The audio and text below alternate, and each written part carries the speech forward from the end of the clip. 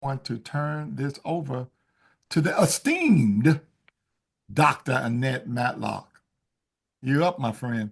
All right. I just want to say thank you so much for having me and having our panel and giving us your time. I know it's Friday, it's the end of the day, but I am so excited because this panel brings together some distinguished womanist scholars, and they're going to explore the concept of toxic Christianity and its implications on individuals and communities, particularly from, of course, the Black woman's perspective. And before we get started, I'm going to give you just an overview to help you kind of just lay the foundation for their work that they're going to share with you. And so I'm just going to briefly talk about that because I self-identify as a womanist scholar who performs critical cultural interpretation of sacred and other texts from a womanist perspective. And as a womanist, using that perspective, I am unapologetically prioritizing Black women's ontology, epistemology, and phenomenology. And simply put, by our girl from around the way, this means recognizing and prioritizing our right to be, our humanity, which is shaped by our experiences, our voices, our traditions, our artifacts, and our concerns. And as you know, critical interpretation is the analytical approach to understand and evaluate texts by considering their context, their meaning, and the author's intentions. And this method goes beyond surface level reading, allowing for deeper insights into the text themes and symbols and the cultural implications. So this brings me to the next wave of womanist and or Black feminist writers and activists. Some prefer the latter designation as these identities are not synonymous. But there is a thread that runs through their work and the texts, and it is the toxicity of Christianity and a Christian trauma. And so for the sake of time, I'm going to just share a few examples with you. Candace Marie Bimbo, in her work, Red Lip Theology for church girls who have considered tithing to the beauty supply store when Sunday morning isn't enough. In her book, she talks extensively about the collective silence from pastors, from clergy in churches around the lives of Black women and Black girls who have been the victim of state sanctioned violence, and that's in schools, in prisons, and definitely at the hands of law enforcement. And intimate partner violence and or sexual violence. And the idea with that silence, there's also the shaming of single mothers, teenage mothers, or adult women who have chosen to be single mothers. That shaming from a Christian context. And then the respectability politics. There is this notion of in church circles of being a good girl and not being proper and doing things in a certain way, and definitely not wearing that red lipstick. So churches are seen as not safe spaces for Black girls or Black women. And then as Cecily Bowen's work, Bad Fat Black Girl, Notes from a Trapped Feminist. Again, she touches on the whole idea of Christianity and the Black church into shaming and being anti-queer and being influential in how your family treats you and how family treats those queer folk. So, and then again, respectability politics. So again, that theme is coming through because of that church influence. And then Brittany Cooper in her work, Eloquent Rage, a Black feminist discovers her superpower. Once again, shaming the church being silent when it comes to issue of domestic violence and your single motherhood, sex outside of marriage, respectability politics. And then finally, Mickey Kendall, in her work, Hood Feminism, Notes from the Women That a Movement Forgot. She talks extensively about Christianity and that patriarchal structure, that victim blaming and shaming of girls. domestic violence, murder, sexual violence, hunger, poverty. It's their fault. And respectability politics plays a part in that. So these women, this new wave of feminist and womanist writers and scholars are speaking from their experience, and they're speaking at various lengths about the gendered oppression framed in Christian circles. And as a womanist, these are my sister's voices, so I'm sharing them with you. Now, Stephanie Mitchell articulates the multiple sites of conflict and congruence between womanism and Black feminism. Today, this panel, we're focusing on the congruence here. So womanism and Black feminism have always been concerned with intersectionality and the deconstruction and the absolute destruction of the interconnected forms of oppression that impact Black women's lives and their communities. We know that Black women experience multiple forms of oppression simultaneously in secular and sacred spaces. For this panel, we are looking at Christian spaces and the toxicity, the negativity of these spaces for Black women. Toxic Christianity refers to the behaviors, attitudes, or beliefs within the Christian faith that can be harmful, oppressive, or damaging to individuals and communities. It often involves the misuse of religious teachings or authority to justify actions that are contrary to the core principles of love, compassion, human dignity, equality, and justice found in the teachings of Rabbi Jesus. Broadly speaking, judgment and exclusion, using faith to judge, condemn, or exclude others rather than promoting love, acceptance, and justice. Abuse of power, when religious leaders exploit their authority for personal gain, control, or manipulation. Intolerance, being intolerant of different viewpoints, cultures, or lifestyles, often leading to discrimination or hostility. Hypocrisy, preaching moral values like humility, charity, and forgiveness while not practicing them in one's own life. These behaviors lead to a negative perception of Christianity and cause harm to both individuals and the broader community.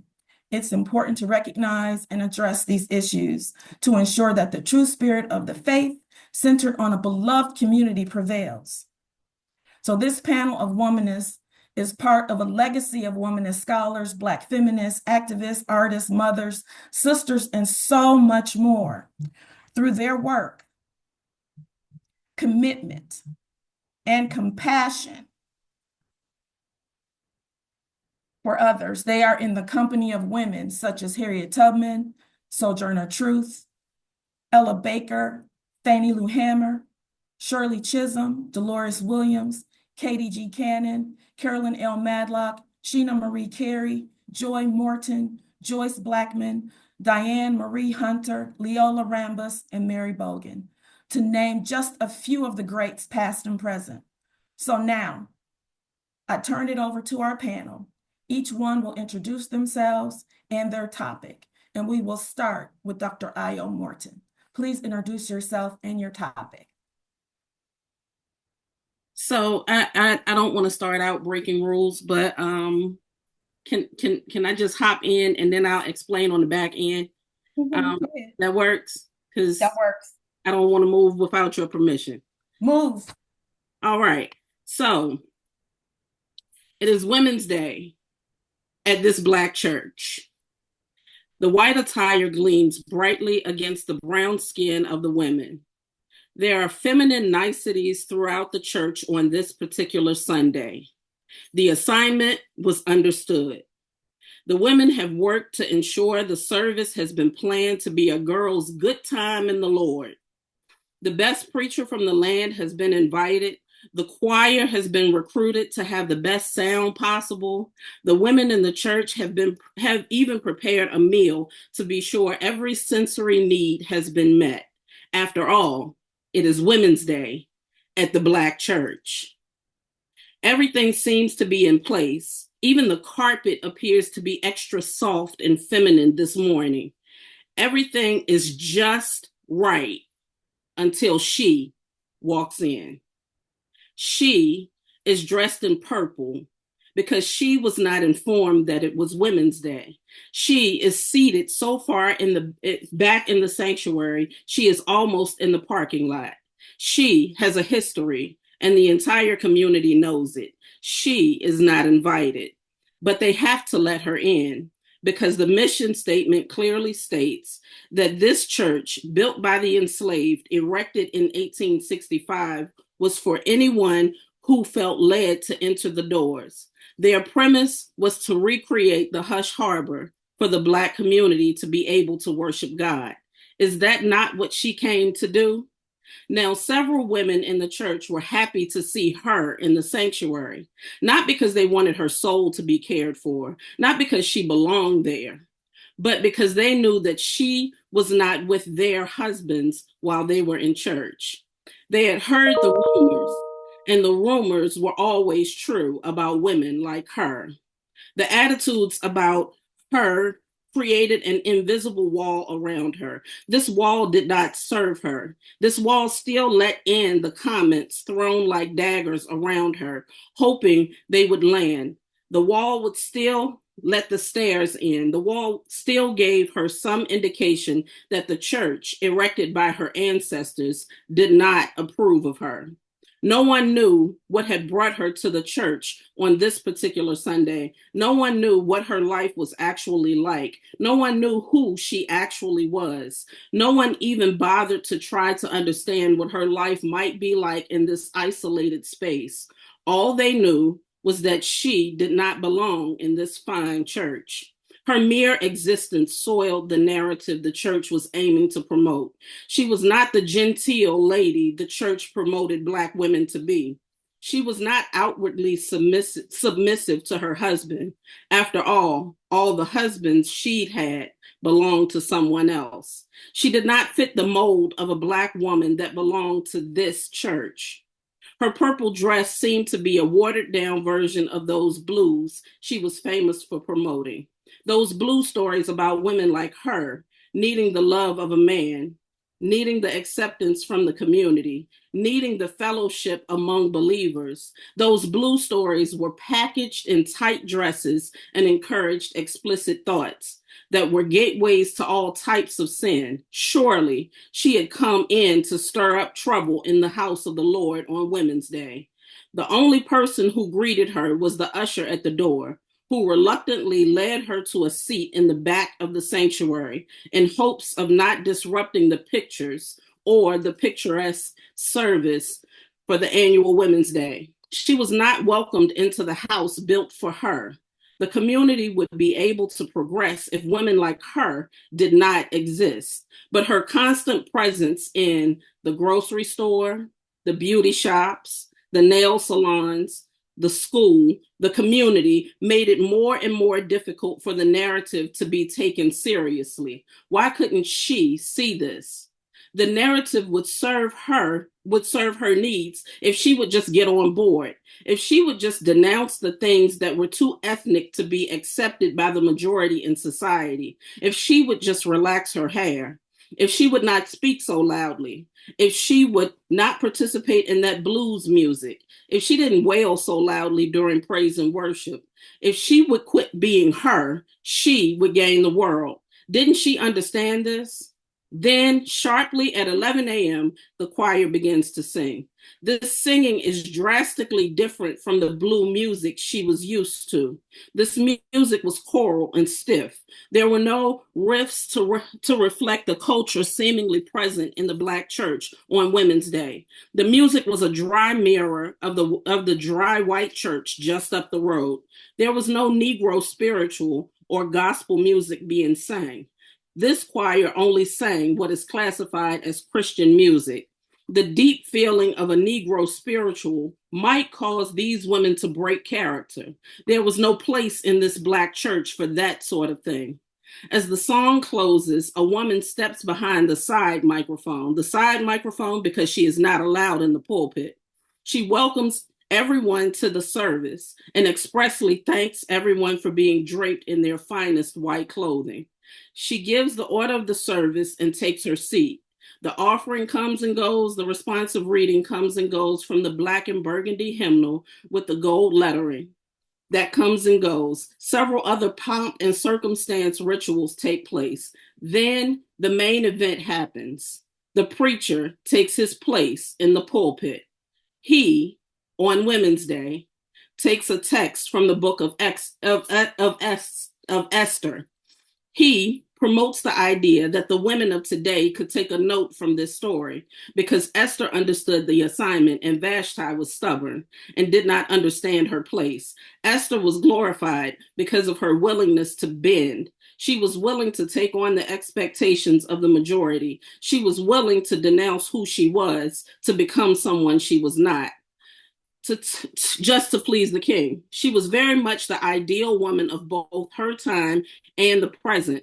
Vashti was demonized because of her willingness to stand up for herself. Vashti was demonized because she did not need Xerxes to make her royal. She was a descendant of the Persian king Nebuchadnezzar. She was royal in her own right. She was demonized for not denouncing who she was to make the king feel like a man. She was his wife, but not his servant, and she was demonized for understanding this. When the service finally ended, she was left in that back left corner without greeting or well wishes for the week. She walked into the fellowship hall to have dinner with the women and was informed she had to sign up a week ago for dinner, and if there was anything left, she could get something to eat from the leftover. Next time, she needed to sign up. As she left the church without being served and or welcomed, she fell and hurt her physical being. That only seemed right to her. After all, she had suffered the pain both mentally and emotionally. Why shouldn't her outsides match her insides? She was indeed a blues woman headed into another week, being reminded that her community would rather she not exist. So this story illustrates several Black women's experiences in the Black church. While we love the Black church, it becomes like the drunk uncle at the cookout. We love him, but we know he is going to say something inappropriate, be sloppy in his interactions, and break some things along his drunken path. But unlike the drunk uncle who is hurried away by the elders, we tend to make excuses for the church by providing the reasons that these unwritten rules are in place, when the truth is they serve no one and create chasms in the community. And we become like faulty floorboards at the altar, wherein we create the illusion of supporting them, but drop and injure people in their most vulnerable moments. While it is certainly the hope that blues women and the Black church can find harmony, my suggestion is never to invite anyone to remain in a painful or disrespectful situation. In order for the blues woman to be truly welcomed and not tolerated, we must face these eyesores head on and stop pretending the drunk uncle doesn't destroy someone's life each time we gather. So, my name is Morton. And I am a professor at Virginia State. I teach freshman composition, African American literature. I'm getting ready to teach a Toni Morrison class that I'm so excited about. I studied with all of these beautiful women. I learn from them constantly. I am the daughter of Joy Morton, who is the daughter of Olivia Johnson, who is the daughter of Edna Mae Robinson, who is the daughter of Alberta Robinson. That's me in a nutshell. My work is what becomes sacred text for blues women who are excommunicated from the Black church. Thank you. Thank you so much, Dr. Morton. Next, we'll have Kimberly P. Johnson, Dr. Kimberly P. Johnson.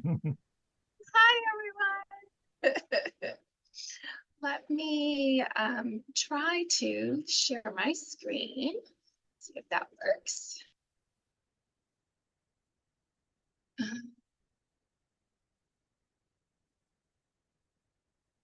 Okay, looks like it's working. All right, good deal. All right, so yes, I am Dr. Kimberly Johnson. I am a full professor at Tennessee State University. Excuse me. I am in the communication department. I'm on the comm studies side. I've taught 8 different classes there. The 8th one is Intro to Women's Studies because I'm an affiliate faculty member with our Women's Studies program. And I should also say I'm an affiliate faculty member with Memphis Theological Seminary as well. So I am going to talk about healing and resilience. Many of us have experienced some form of spiritual fatigue. That's why we have so many self-care books that talk about holistic healing and wellness. Spiritual fatigue is when we become spiritually depleted and exhausted. It's that burnout that we get when we're not interested in praying, in reading the Bible, in connecting with the church, whether that's virtually or in person. And we get to this point due to a myriad of reasons. So the first time that I experienced spiritual fatigue, it was in the early 2000s. I was actually in full-time ministry. I was working my dream job. I was basically a children's pastor. And this was at a mega church, an African-American church with a very healthy budget. And so we had lots of dollars to support all of our dreams for the children's ministry. And it was very programmatic. So every time one event was happening, we were already starting to plan the next event. And then that would end and we would start to plan the next event. And I was in my 20s at the time, but even then I recognized that this wasn't sustainable. And I burned myself out from doing and doing and doing.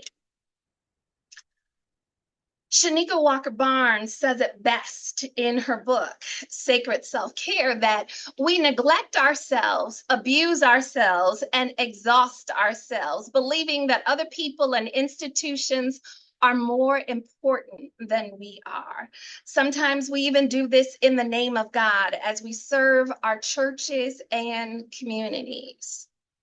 So when I experienced this spiritual fatigue, I called up my mentor, my dad in the ministry, and he sent me a book by Roy M. Oswald called Clergy Self-Care, Finding a Balance for Effective Ministry. In that book, Oswald admits, I was doing so much praying with other people in hospitals, in homes, and prior to meetings that I stopped praying on my own. I failed to recognize the essential difference between nurturing the spiritual journey of another and having a unique spiritual journey of my own. At that time in my life, I too had forgotten to nurture my own spiritual journey. And I basically wound up neglecting my own self-care. So what are the self-care strategies for overcoming toxic practices? Oswald claims that we must nurture ourselves spiritually, physically, mentally, and emotionally. Then we have our very own moderator, Annette Madlock, in her book, God's Word for Healing and Self-Care, explains that self-care and spiritual warfare involve being good stewards over our body, attending to our mental and emotional health, and being in community with others by finding good support systems. Shanika Walker Barnes claims sacred self-care integrates our physical, spiritual, emotional, mental, and relational well-being. Those are 3 different people who have done the work, and they are all saying the same thing, that we have to become diligent and invested in nurturing ourselves spiritually, mentally, emotionally, and physically, and relationally. And so here's where I enter into self-care. When I think about spiritually, it involves prayer, devotional time, writing affirmations, fasting, reading the Bible, going to church, taking inventory of our purpose and vocation, journaling, listening to music, reading religious self-help and motivational books. The ways I nurture myself mentally, seeking counseling, continuing education courses, some training sessions, reading stimulating newspapers, books, articles, and blogs, listening to audiobooks, exercising financial responsibility. That's important because when the money's right, I'm less stressed. Joining professional organizations and playing games that exercise the mind. The ways that I nurture myself emotionally is talking. I'm a talker. Makes sense because I'm a professor of communication. So talk to a friend, talk to a spouse, significant other, a pastor, a counselor. Do things that we enjoy, like shopping and watching movies, taking a good bubble bath and having a massage, journaling, traveling. Sometimes I need to withdraw because I'm an introvert. I'm more introverted than extroverted, I know. It's hard to believe, but it's true. And so sometimes I have to withdraw to recharge, but some people may have to engage and become extroverted to recharge. The ways that I nurture myself physically, I make sure that I do see the doctor and then I follow the doctor's orders. And I have to become an advocate of my own health. Diet and exercise are very key. Walking, jogging, doing yoga, swimming, bicycling, Pilates, stretching, going to the spa, sleep. Sleep is important. Naps, rest. I think of Tricia Hershey, her book, Rest is Resistance, right? She does a nap ministry. It's important. Rollerblading, skating, going hiking, taking walks. And then ways in which we can nurture ourselves relationally, hanging out with the friends, go out on dates, be with people to recharge, and do group trips and go to concerts and shows and athletic games. So what role does womanist theology have in promoting healing and resilience? In other words, how do we get to womanist resilience? Well, womanism reminds us of our agency. And so we're going to look at Alice Walker's 4-part definition of womanist. And I like to use Stacey Floyd Thomas's phrases for each tenet. And so tenet number 1, radical subjectivity. In that definition, Walker says outrageous, audacious, courageous, or willful behavior. It's what Walker refers to as unctionness.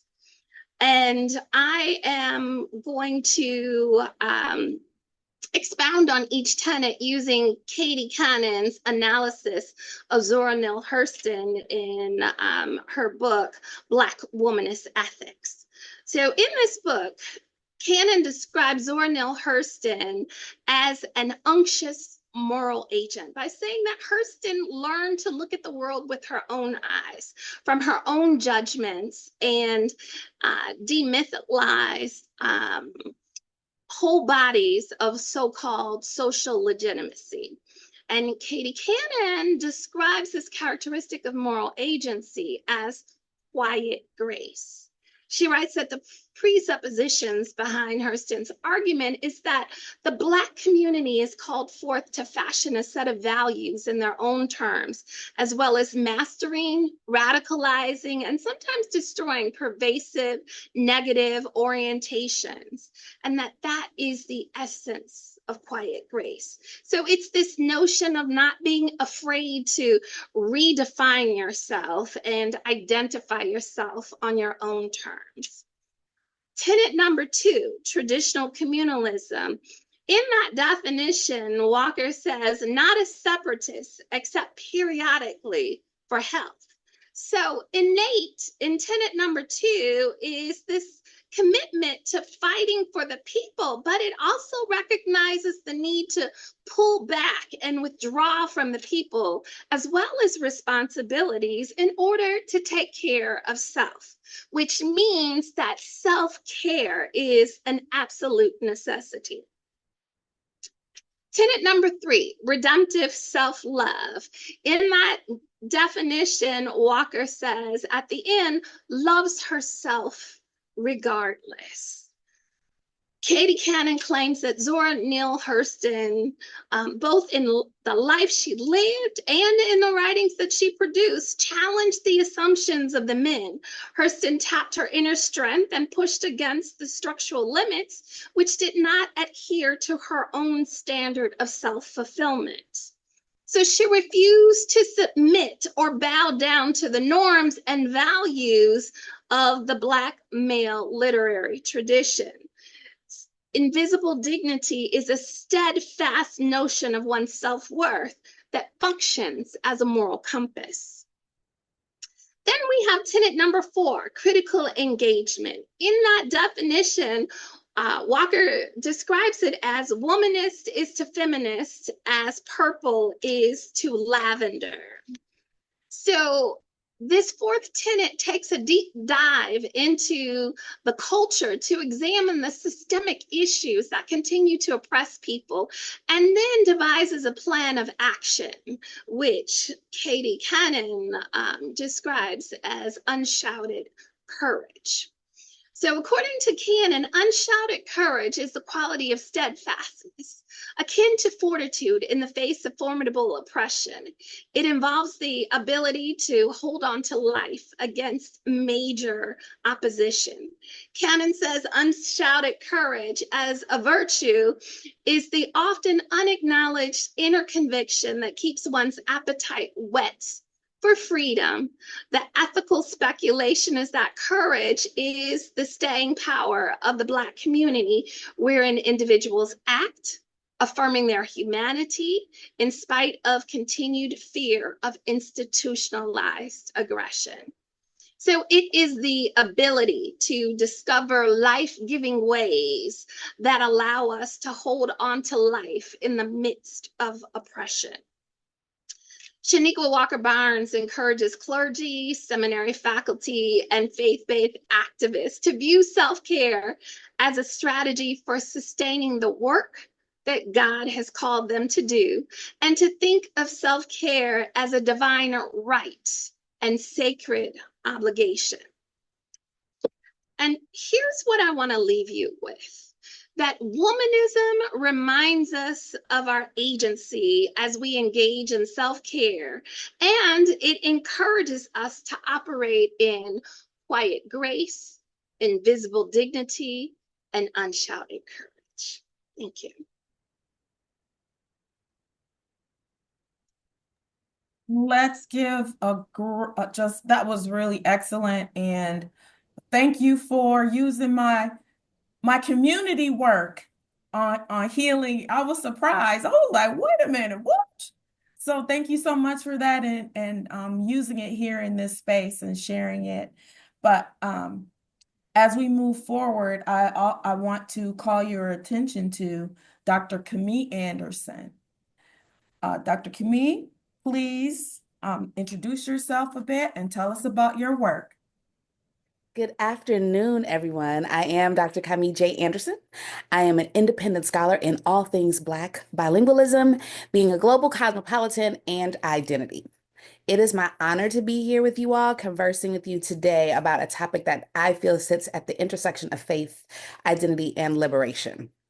I'm going to be discussing the miseducation of the Christian Negro, unlearning ascribed church codes and amplifying African cosmology and syncretism.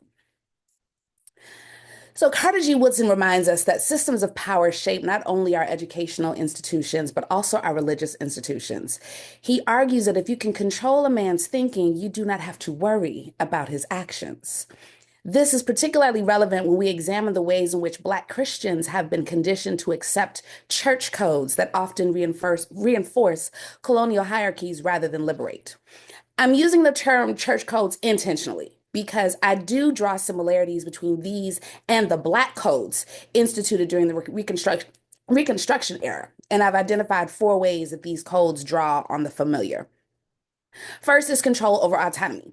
The Black codes were designed to limit the freedom of formerly enslaved Black people, dictating where they could live, work, and how they could engage in society. Similarly, toxic church codes dictate how Black women in particular should behave, requiring submission, silence, and endurance of suffering as markers of righteousness. Second, we find reinforced roles and expectations as another point of similarity because the Black codes restricted economic mobility, forcing Black people into low-paying labor and criminalizing their attempts to seek better opportunities.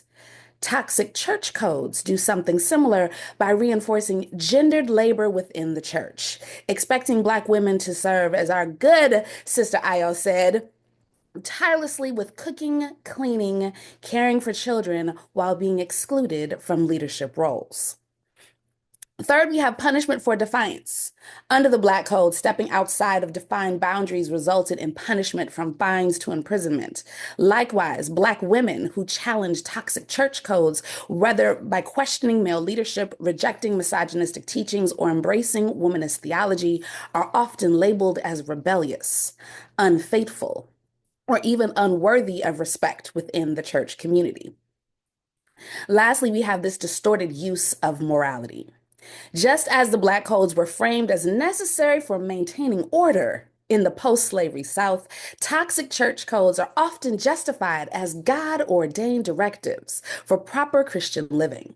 Both systems use selective interpretations of scripture and law to justify oppression while dismissing the lived realities of those who suffer under them.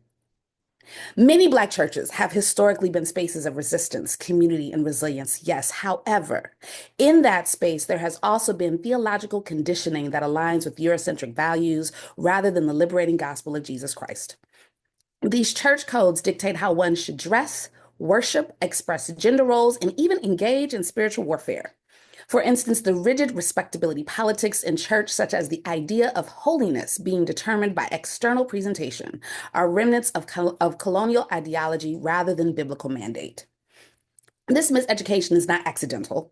Christianity, as it was introduced to enslaved Africans, was intentionally stripped of its liberating elements and reshaped into a tool of control.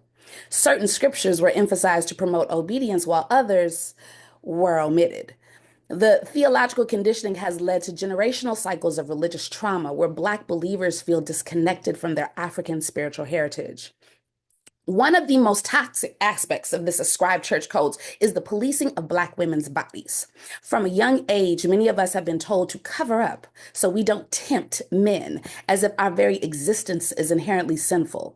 This mirrors the larger societal view that Black women's bodies are always either hypersexualized or morally suspect. Black women who are single mothers are often met with shame rather than support. Black women who seek divorce from abusive relationships are judged rather than protected. Black women who challenge male authority in the church are labeled Jezebels or rebellious rather than being seen as truth tellers. This is toxic Christianity, rooted in white supremacist notions of purity and control rather than the liberating message of Christ. We have borne witness to this in the now viral video of the young woman being called in front of the church to ask forgiveness for bearing a child out of wedlock without inclusion, presence, or mention of the young man who assisted in her arriving to that condition. This earlier quote from Whitson reminds us how systems shape our thinking in ways that ultimately control our actions. This is especially true when we examine the church codes that Black women have been taught to live by, codes that define our worth by our submission, our silence, and our ability to endure suffering without complaint. These unwritten but deeply enforced rules dictate everything from how we dress and worship to how we are expected to labor, often without recognition or reciprocity. These restrictive church codes did not emerge in isolation. They are part of a larger historical process that sought to disconnect Black women from their spiritual autonomy. To fully understand how these limitations took root, we must look beyond the walls of the church and examine the erasure of African cosmology. Before colonial Christianity, African spiritual traditions honor the divine in both masculine and feminine forms. Many West African cultures recognize the power of women as spiritual leaders, healers, and wisdom keepers. However, when enslaved Africans were forced into Christianity, these traditions were labeled as witchcraft, idolatry. The result? A forced separation between Black women and their ancestral spiritual authority. For example, Bakongo recognizes that spiritual leadership is a communal responsibility, often led by both men and women. Women serve as priestesses, diviners, and healers, maintaining direct access to the divine without the need for male intermediaries. African cosmology has always embraced a holistic view of the divine, one that sees no division between the sacred and the secular, the material and the spiritual. In traditional African spirituality, ancestors are honored, communal worship is emphasized, and God is both understood in both immanent and transcendent ways. When enslaved Africans were forced into Christianity, they did not abandon these worldviews, rather they found ways to syncretize them. Reclaiming African cosmology does not mean abandoning Christianity. It means recognizing that Black people have always had a connection to the divine that predates European theology. The forced erasure of African spiritual systems was an act of oppression, but reconnecting with those roots is an act of liberation. Unlearning these toxic church codes includes deconstructing the belief that only Eurocentric, male-dominated theology holds spiritual legitimacy. It means understanding that Black women who have always been spiritual leaders in African traditions do not need permission to interpret scripture, lead congregations, or engage in direct communication with God. Theologian Emily Towles calls this womanist ethical resistance, a rejection of theologies that prioritize suffering over thriving. So how do we unlearn these harmful church codes? Got 3 ways for you. First, we want to re-examine scripture for ourselves. We must move beyond colonial interpretation and ask, who benefits from the way the scripture has been taught? A liberatory faith centers the oppressed, not the oppressors. Second, we want to reject theologies that silence and shame. If a church doctrine demands our suffering but does not demand accountability from those who harm us, it is not of God. We have to be reminded that the kingdom of God is within you. God does not require our erasure to be worthy. We must also embrace African spiritual memory. Recognizing that our spiritual practices did not begin with slavery as an act of resistance, our faith has always been expansive, has always been resilient, and has always been deeply connected to the wisdom of those who came before us. Unlearning toxic church codes requires the same radical consciousness that dismantling the Black codes did.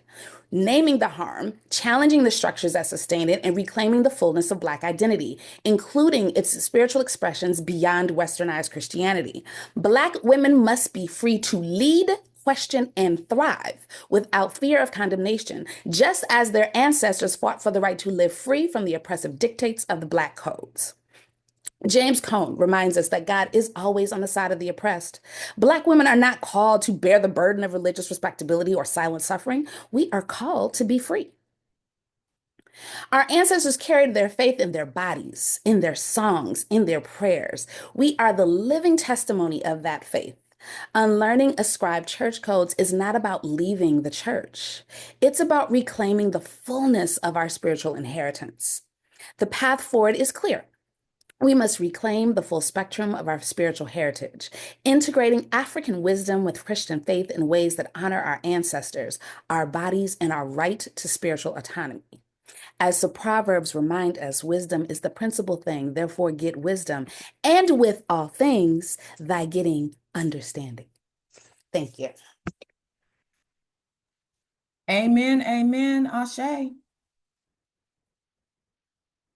And next we're going to have, thank you, Dr. Camille J. Anderson. And next we are going to have Dr. Dianna Watkins Dickerson. Hey, good evening, everyone. I'm Dianna Watkins Dickerson. I am a womanist scholar who studies rhetoric at the intersections of race, religion, gender, and politics. I am using my phone because I'm having a few connectivity issues. So I'm hoping that I can share my screen with my. Uh-oh, you can't hear me. Sorry about that. Am I coming in clear now? We can hear you. Okay, Good. Well, good evening, everyone. Please excuse me. I've been having some connectivity issues. My name is Dianna Watkins Dickerson, and I am a womanist scholar studying rhetoric at the intersections of race, religion, gender, and politics. And I'm hoping that I can share my screen, but I'm not really sure if I'll be able to. So I might look a little funny, so please excuse me. But I'm using my phone. So I'm not really sure what y'all are seeing. I'm hoping that you can see this canvas screen as opposed to what are we seeing? Can somebody tell me what we're seeing? Oh, do y'all see a presentation? See your Canvas screen, and there's Oh, going to great. be a blank spot where somebody's talking. So right now I'm talking, so I'm showing up. Okay. All right, so we can see my screen. Ooh, see if I can make it bigger. I'm so sorry, you all. So the reason I wanted to share my screen is because I wanted you all to be able to see a video that I have. Hopefully you'll still be able to see it, but we're going to press on forward. But I'll be talking about anathematizing toxic saint syndrome is what I'm calling it. So I will essentially be adding on to my Spelman sister that just went before me, and we'll actually be thinking about ways to center a womanist rhetorical hermeneutic in Black church controversy. And first, I am actually going to take a page out of the book of Dr. Morton and say, let's look at the text. So I hear my blues woman coming out. All right, so we're going to look at this quick clip.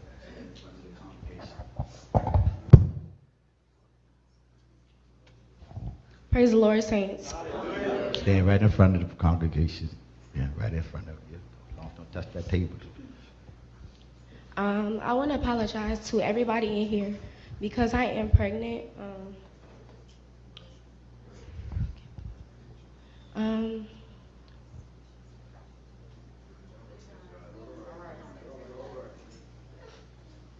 sorry, y'all. And I just hope that y'all all forgive me and keep praying for me.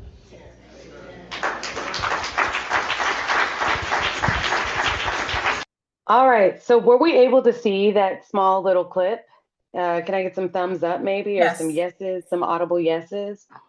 And so for me, a womanist hermeneutic would say it's giving TSS, or toxic saint syndrome. And typically you hear TSS as toxic shock syndrome, which is actually something that women can get very ill from. And I wanted to just revert that. I'll probably in writing the eventual essay that, of course, Dr. Madlock is going to ensure that we do as a collective. I'll be teasing that out just a little bit more. But I think that we suffer from toxic saint syndrome, right? In in in in in a lot of ways, the Black church has been regarded as a safe space. And in other instances, it becomes a place that's probably even worse than the very real hills that we experience from day to day. And so when we're dealing with this idea of toxic saint syndrome, we see women such as this young lady that was pushed into the middle of the church to ensure that we could all see her and also consume her more than the cross that was probably behind the pulpit. We are invited into spectacle. We're invited into a rhetorical spectacle that does not lay to bear the very real consequences that the Black church is participating in. These are consequences of not just misogyn war, but participating in a particular brand of heteropatriarchal normativity that parades itself as praise and worship. It parades itself as being pious and pure, but in fact and indeed, it is one that is painful and is one that drives and moves the women of the church to only be an afterthought. It parades and proves that the children are only to be seen and not heard. And unfortunately, it doesn't take into account that our very real and present Savior, that we like to pray and praise our way through, we don't see the ways in which he included women in the very thing that he came to do. He included women even as the first preachers, but I'm not going to talk about that on today. Our objectives, however, for this discussion is asking ourselves, so what do we do with this, right? And when we see this text as a review, we see a young woman, probably in her early 20s, actually being forced or coerced, so to speak, to give her testimony or to share that she is pregnant and she's asking for forgiveness, right? And so, one of the things that I really feel that in some ways, the musings that I'm going to be sharing today really seem to be maybe even half note scattered, those half note scattered verses or sounds of the women who considered suicide when they were told that Black women could never be at the end of their rainbows. Or maybe then again, these conceptions are cacophonous considerations over and against the patriarchal sidestepping, or better said, calling out the shucking and jiving of the Black men in these pulpit spaces who are only preaching a gospel that saves themselves. This is a gospel that leaves the women in the kitchen, as was said earlier, frying the fish for the repast. They're also gathering the monies for the percent increase set by MLG&W. They're the ones that are trying to figure it out and figure it out. They're the ones that are trying to turn a dollar out of 15 cents. They're the ones who already gave away that last ounce of their time and talent to that no good deacon that either ran away the young woman or ran away with the young woman that was just trying to get her life together, and maybe even the proverbial drug dealer that she used to shack up with. Y'all not saying nothing. These are the women that are watching the kids. These are the aunties that are sewing the Easter program costumes. These are those few little kids that are in the church because their parents are just so happen to keep some semblance of order together. The womanist critique enters the room when it asks the question of Dr. Kimberly Johnson, when will we hear and recognize these womanist voices in the midst of all of this discourse? When will we recognize the Black women that are there? When will we recognize the Black women who are laying their lives to bear their faith to bear in front of crosses that they're still being forced to carry? And so I'm thinking about even Dr. Johnson's article with the Womanist Rhetoricians, Please Speak Up. I might be quoting it incorrectly, but she talks about womanist rhetorical criticism, and she invites us to engage with the likes of Dr. Katie Geneva Kennan, with the likes of Stacey Floyd Thomas, with the likes of Dianna Harris and others, when we're trying to understand, right, why womanist discourse is not only different, but it is critiquing the racism and the sexism that isn't just defined in white society and white societal spaces, but is also taken up in Black church spaces like the one that we see here today. And so she mentioned earlier, Dr. Johnson mentioned earlier, that womanists are not separatists except for health's sake. And so I think that we should also ask the question, as we're critiquing this particular text and trying to foreground a womanist hermeneutic, is the Black church always a safe space for Black women, right? Dr. Anderson asked that similar question as well, right? And I wonder if the Black church is, of course, obviously one of the only places left for Black men to cosplay, right? I would argue cosplay white heteropatriarchal normativity consciously and subconsciously, therefore forcing women to be enticed and therefore exercised, right, in front of the entire congregation. And when we think about it, and many scholars have discussed this, right?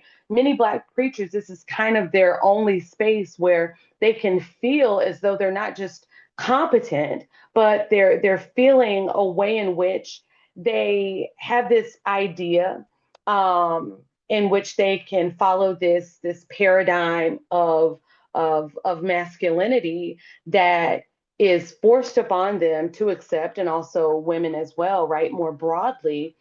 but they're forced to function in this idea of masculinity that I would say, or I would argue, is really provisional whiteness and provisional masculinity, meaning that there has to be something that they do. There has to be some sort of violent ethic that Black women, Black men, excuse me, in this regard, and of course, inviting this idea of horizontal violence as well, too, right?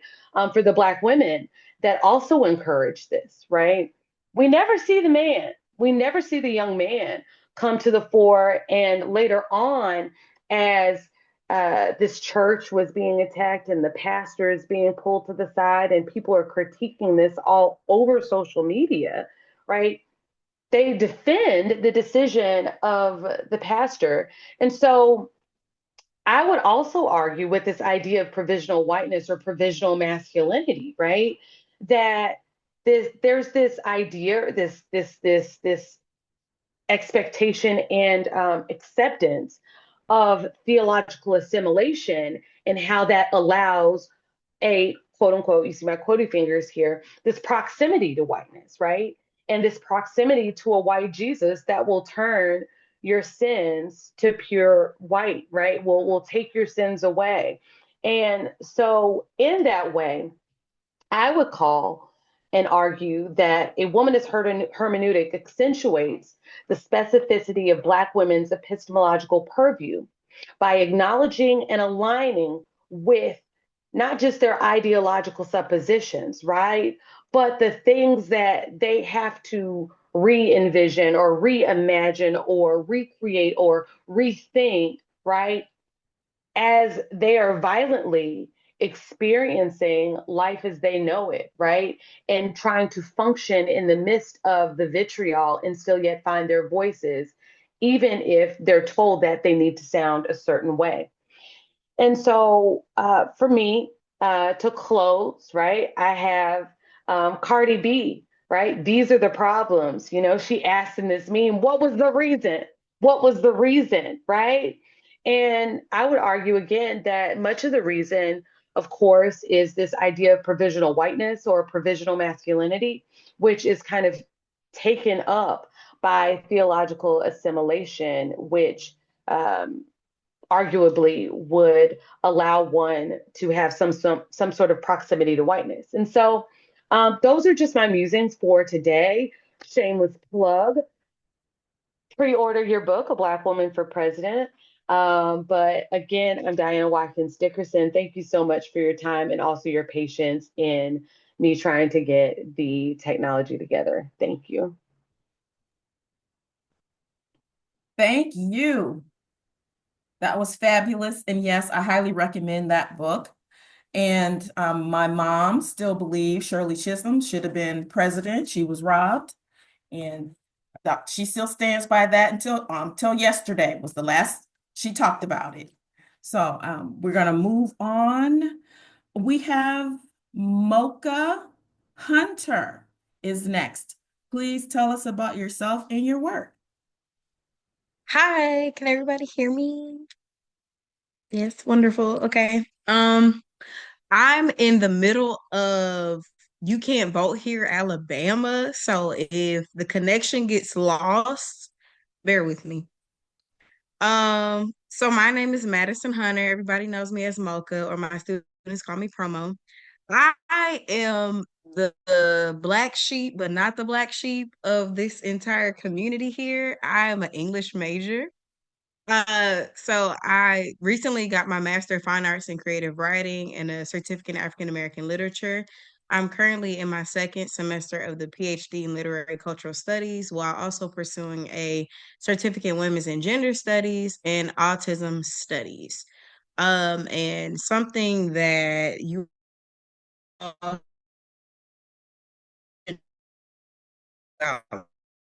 You cut out on us. music, movie, and culture mixed all in there. So I am literary walking gumbo, in a sense. That I do believe works with what everyone is, speaking on is the Conjure Woman. I feel like womanists are conjure women, even if we aren't practicing what we call voodoo, hoodoo, XYZ. Conjuring to me is a woman who is the emblem of connection, that they are like that socket of power. That depending on who is looking at it, the power can be misunderstood. And so I have an essay that I wrote that I do feel will go into my dissertation. It's called Eve Torches Eden, Reassessing Emblems of Power and Knowledge in Blink Twice. If anybody has seen the film or has not, I'm sorry, I may spoil a few things, but I was really, really interested in this film from the perspective of the Garden of Eden.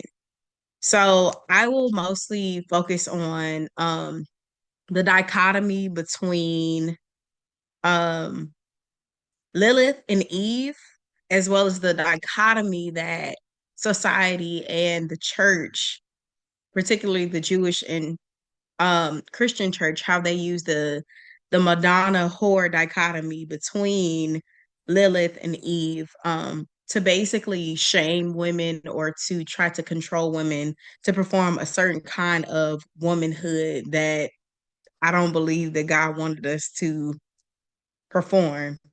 So, yeah, and I also want to speak on a trope in Black horror, Black women's horror, two tropes actually, and the fact that the character in this film does not exactly subscribe to one or the other, but she is actually somewhere in the middle. So I deem this figure as the interstitial conjure woman.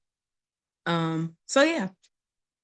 When watching the psychological thriller horror film Blink Twice, the setting and plot present a space that is similar to the Garden of Eden.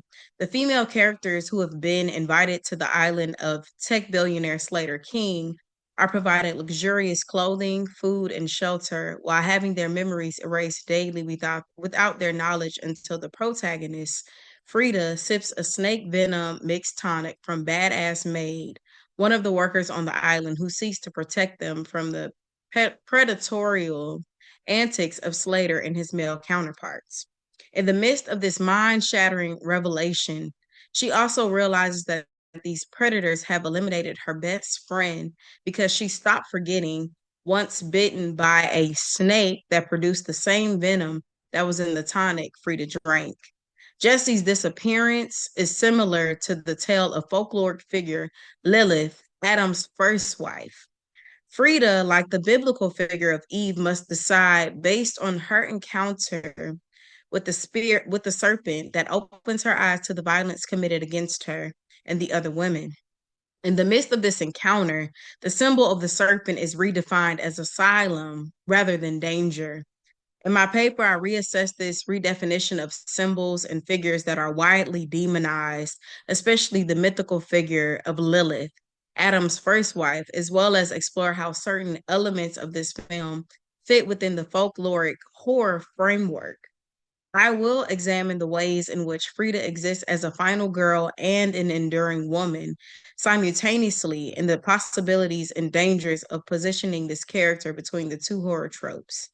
After indicating the ways in which Frida shatters the boundaries of these two classifications, I will introduce the invention of the interstitial conjure woman, a character that not only makes room for Black women survivors in cinema and literature, but also shifts what is deemed as justice after slaying the monster.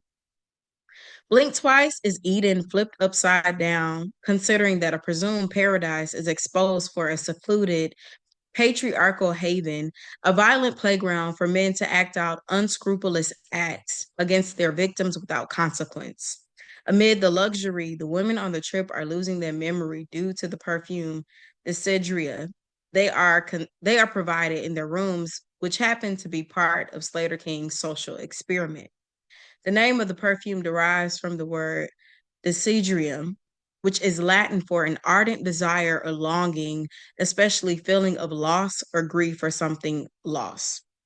The flowers used in the production of this perfume are found everywhere on the island, symbolizing delusion, confusion, and/or suppressed power for the women specifically.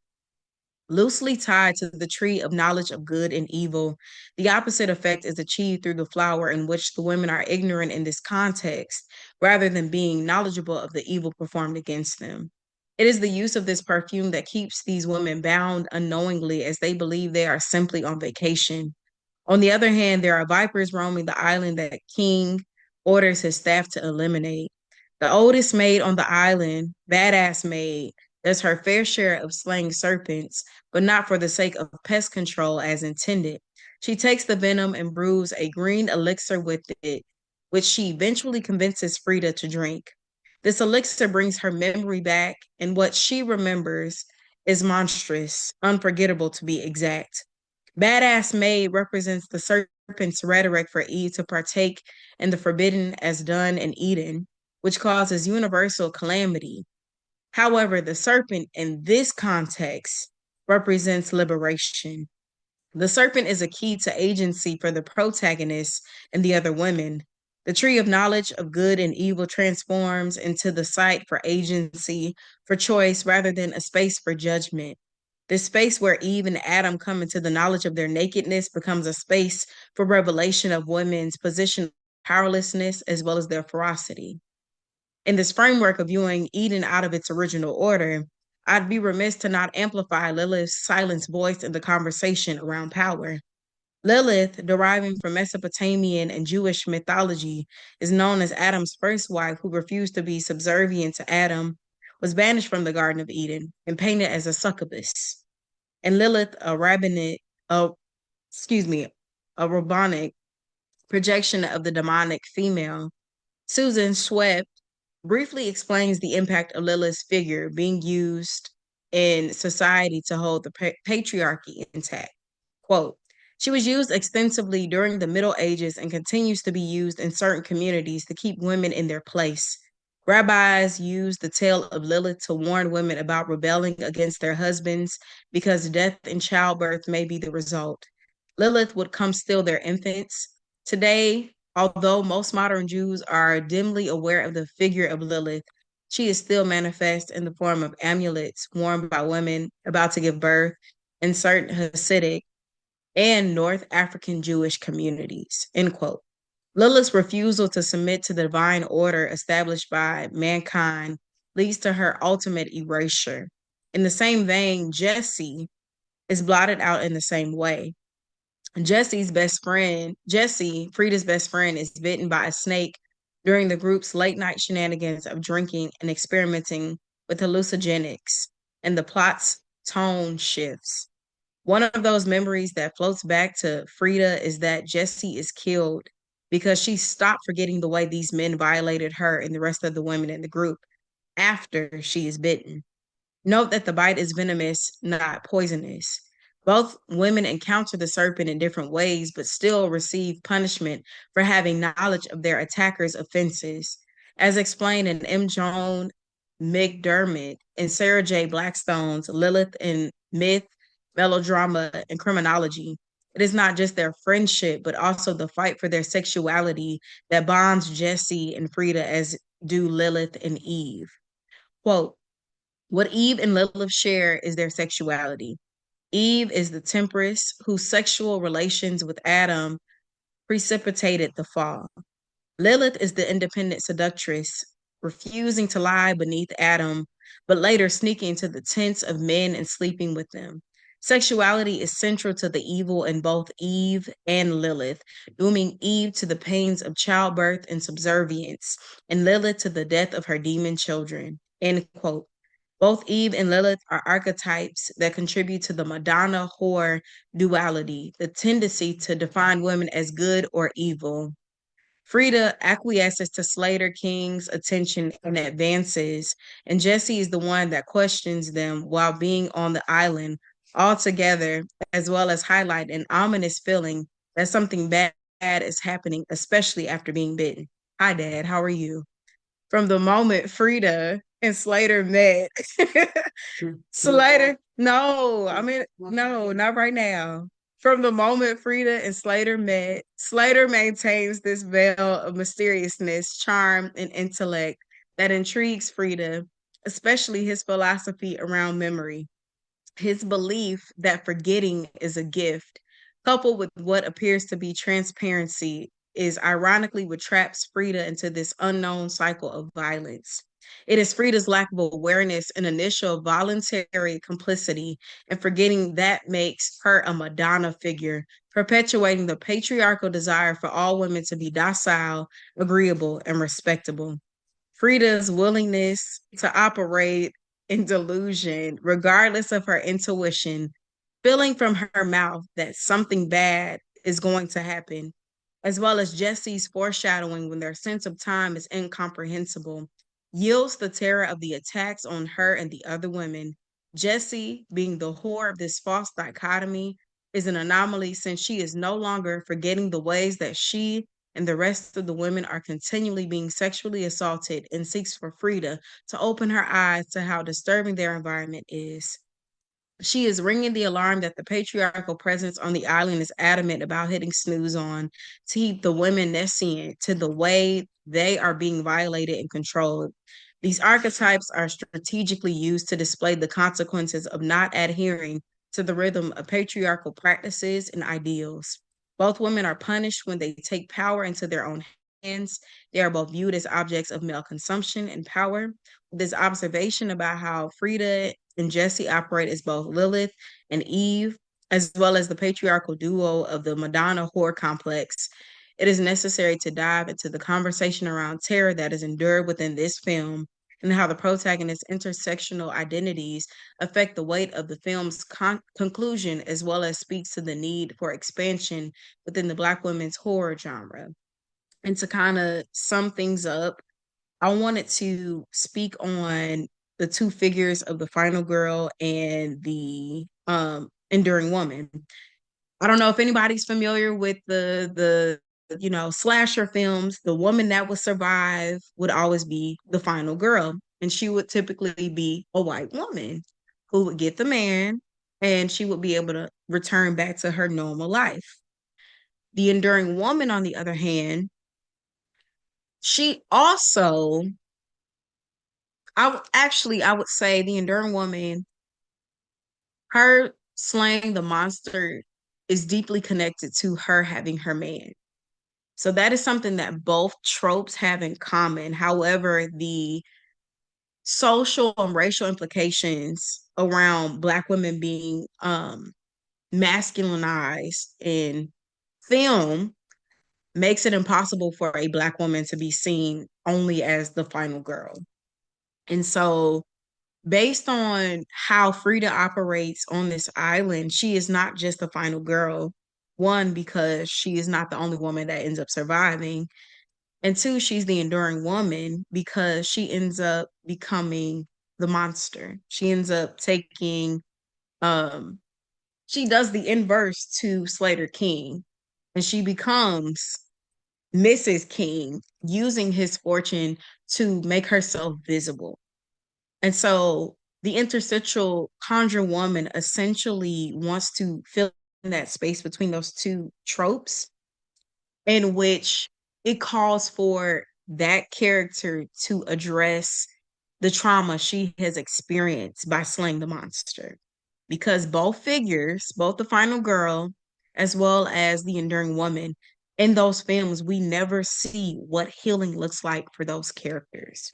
So the interstitial conjure woman not only calls for the religious practices outside of just the African diaspora, but also indigenous practices like in Brazil or here in the United States, different diasporas.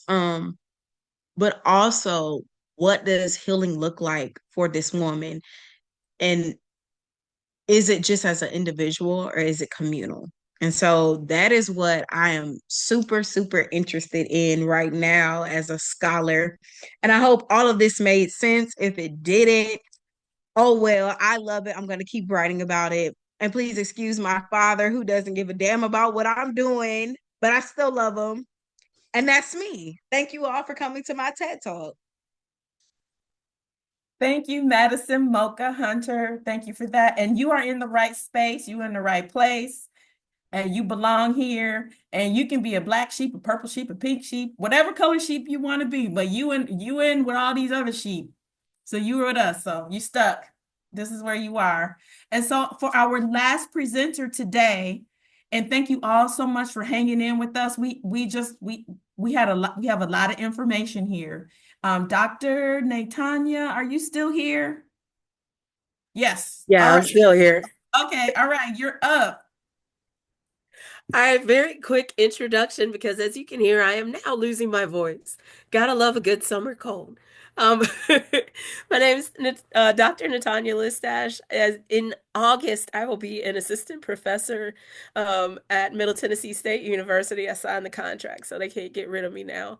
I'm also the assistant director of the speech and debate team at MTSU. And yeah, so I can tell you a whole bunch more about me, but in the interest of time, we're just gonna jump on in. Also, Mocha, love your dad. You gotta love it. It's so good. So, NPR has a series called Seeking Common Ground, where they note over the last few years and through this year's contentious campaign season, which was rooted in America's deep divisions, there's been a contentious campaign season and a coarsening in the way people talk to each other. We're exploring how some are trying to bridge divides. We asked our reporters across the NPR network to look for examples of people working through their differences. And in November, the series focused on Christ United Methodist Church in Bethel Park, Pennsylvania, where Pastor Chris Morgan stated that he was starting a movement for kindness, which included a sermon series that focused on kindness, respect, love, humility, and compassion. Members of the congregation had shirts and signs that said, "Do unto others," or "Do unto others as you would have them do unto you." We know that is the golden rule. And Pastor Morgan said, "We wanted to remind our people that no matter what happened, whether Trump won or Harris won, our job as followers of Christ is to remember that God's bigger than all of this. Our call as followers of Christ is to show people kindness and respect and love and humility and compassion no matter what." Pastor Morgan wanted to give his congregation, that was mixed with Democrats and Republicans, spiritual tools to help them navigate the country's divisions, November's election results, and beyond. So here we are in March, in the beginning of another Trump presidency, with the knowledge of everything that happened during last Trump presidency. And the best some of us can come up with is do unto others. Somehow I am supposed to be comforted by this Christian community and their reminder to show people kindness, respect, love, humility, and compassion, when the man the United States just elected doesn't show any of this. Somehow I'm supposed to feel comforted by the fact that even though some people I know and love voted for Trump, that they supposedly still love me. How are we as a church supposed to live with these juxtapositions of kindness versus brutishness, and respect versus contempt, love versus hate, humility versus pride, and compassion versus indifference? My main concern is, how do we find a way to strengthen and fortify our community when I know what we dealt with during the last Trump presidency, and I know how emboldened he is now that he won that second presidency? As a womanist, I'm trying to figure out how I'm supposed to nurture, protect, sustain, and liberate my community while deep down I'm grieving. So, grief is something that I've been thinking about for a while now. And our presidential election really made me think more about grief. Selfishly, I've honestly been thinking about grief because I've been dealing with a lot of grief in the past few years. It's been a little over 3 years since my mother passed. It's been over a year since my grandmother passed. It's been a month or so since my father-in-law passed. It's been a couple of months since I very publicly lost one of my students at MTSU to suicide. And now recently, it's been a couple of weeks since my great aunt passed. And now, on top of all that grief that I'm dealing with for myself, I'm also grieving for a nation that's living through the beginning of 4 more years of a presidency where the focus is not on do unto others, but it's what can others do for me? And I don't have the time to dwell on my own grief because I'm not the only one who's grieving right now. I got community that is grieving with me. And the womanist tenet of traditional communalism reminds me that I'm tied to multiple communities who are grieving right now. So I've got my immediate family, but I've got my extended family, and I've got all these other communities, my school, my church, everyone who's around me that's grieving for a variety of reasons, and they all center around the fear of what we have to deal with the next few years. And yet we're all supposed to just keep living. And I'm living in a perpetual state of what Sean Ricks calls normalized chaos. Normalized chaos as a defense mechanism is strengthened by three main ideas. We've got the narrative of the strong Black woman or the superwoman, the cultural stigma regarding mental health and depression in the Black community, and a narrow view of trauma that doesn't even allow Black women to recognize microaggressions and gendered racism as traumatic events. So I really just wanted to question. I'm sitting here living in a perpetual state of normalized chaos. So what can we do to survive it? And that's it. Because I don't have an answer for you. Thank you. Thank you. That was a very nice way to wrap us up for this panel on toxic Christianity that took us from just what it looks like individually and what it looks like collectively. We're in community. We had a brief history on what African cosmologies and how that's is messing us up. And how do we change church culture to be accepting and inclusive of what the way things were with our spiritual connection before enslavement? And then we have the Jewish coming in with the Jewish tradition and how that Lilith character and persona was created again to oppress women, pretty much. In a nutshell, and just kind of pulling those things together. And of course, I'm looking at self-care. And as we work in our communities and for our families, how does self-care look and how do we handle that? Because again, as part of that toxicity, we are supposed to work ourselves until we don't even know. When we get rest, we're not rested because we're still thinking about everything else that we're doing. And so there's a lot to explore, and we're pulling this all together. So be on the lookout for this edited collection that everyone's going to be contributing to. I know y'all know that Dr. Andre Johnson is making me do this. No, I'm just kidding. I just love bringing your thoughts, your ideas, and your perspectives together because that's our community. It comes from all these different perspectives and angles that you're bringing. So I just love it. So we have like 3 minutes for a question. Anybody have a question? Dr. Johnson said we could have till 6 o'clock. What? No questions? All right, I'm going to turn it over to Dr. Oh, let me look in the chat. Let me check the chat. Let me check. Nope, that's it. All right, Dr. Johnson, turning it back over to you. And again, everybody, thank you for participating and pulling everything together so well, so nicely. It just everything. This group of women that I work with, I am truly blessed for this community right here. Always. Thank you so much.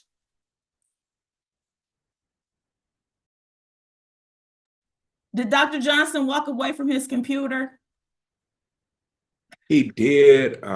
He did. He just called a moment ago. You know, Dr. Johnson has his hands in so many different things, and so he has a few other events that he has going on today. So he asked me, of course, to close us out in the event that he could not get back. But I do before. Is he on? Well, he just went out. I'm back. Yeah, he is. All right. Well, I can stop talking. I was like, no, you were doing a great job. I was just gonna let you just do it. Well, before I start talking, I was going Go to ahead.